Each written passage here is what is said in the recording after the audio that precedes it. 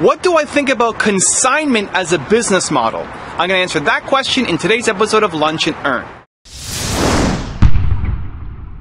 So I recently got asked a question from one of my loyal YouTube viewers, love you guys, Pete, who wrote in asking about consignment and whether I thought it was a good model as an artist to have his work shown in stores, but only on a consignment basis. And so, in my view, once you have a quality product, the thing that you need to get is distribution, right? You need people out there buying it, you need the awareness, you need the attention, you need to get some dollars and some sales coming in. And the ideal way is, as an artist, is to have it pre-bought, right? I guess any entrepreneur, if you're selling a product, the ideal way, and living in a perfect world, it's pre-bought, right? Where before you go in and invest your time and energy to create something, you've already made orders from it. And that's using Kickstarter, and that's using your own hustle, and that's signing up potential partners or potential customers for you before you actually create anything. That's the ideal way because you have zero risk, right? You know you're going to make some money off of it, and ideally then you could leverage that into other things, other prints, other products, and you're being paid upfront. That's the ideal way. But if you can't make that happen, then you have to look for alternative ways to get distribution for what you're creating. And consignment is one of those ways. And for those of you who don't know consignment, that's basically getting a store to take on your product, but not guaranteeing anything, right? They're not guaranteeing a sale. If it sells, they get a commission. If it doesn't sell, then it just stays up there. And so the downside is you have products sitting on somebody's shelf and it's not getting, that's not a product that potentially could be sold somewhere else. And so I would do the consignment deal if I had no other options because it gives me some distribution. I'm sitting here outside the YouTube headquarters. I just came out of a meeting. You can see my badge, Evan Carmichael YouTube. And YouTube and I have a kind of consignment relationship, right? I upload videos. That's my art. That's one of the things that I do. And I don't get paid by YouTube to do it. I put it up on their channel and they don't pay me directly, but they go and they sell advertising, right? They sell sponsorships. And so I get paid some money from YouTube ads that then they're out selling for me, right? So we have a consignment relationship.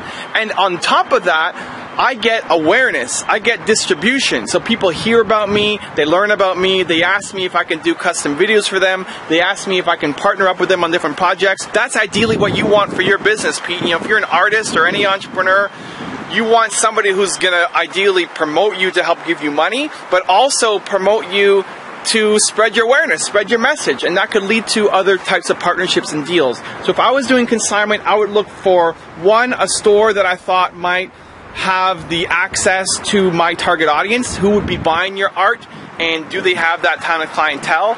And if they do, then you could anticipate potential sales, but also just people knowing about you, hearing about you, looking at your stuff. Attention is value, right? You can capitalize on attention. Somebody asked me, what is my business? How do I make money? Is I gather a ton of attention in the entrepreneurial space and then I capitalize on it.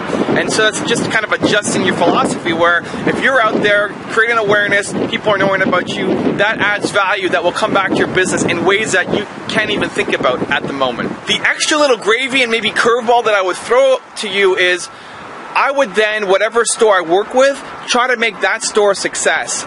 Anything that I'm a part of, any business, any person I'm helping, I want that person to do well. If you are around me, I want you to do well. I want to be a part of your success. I don't want you to be mediocre. And so if I had my art, if that was what I was doing, in a store, then I would work with that store to build their own awareness. I would try to have events at that store. I would follow that store on social media. I would promote them on social media. I would try to get close to their founder, whoever the manager is, and do things with them that would help them. In a full circle way, it helps you, but it's just being a part of helping people who are a part of your life and your business, I think is important. So yes, there's the data, the analytics, will this company, this store help me sell more of my product? But then I take it to the next step and tap into their heart and have anybody who is associated with you in any way start to rise up, start to do better, start to have more results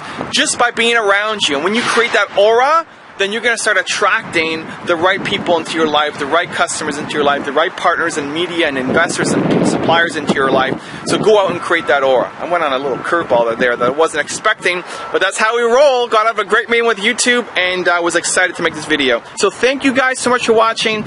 I would love to know your thoughts on consignment. Have you used it? Have you had success with it? Pros and cons from your own personal experience, or if you're thinking about it, let me know. Leave a comment below.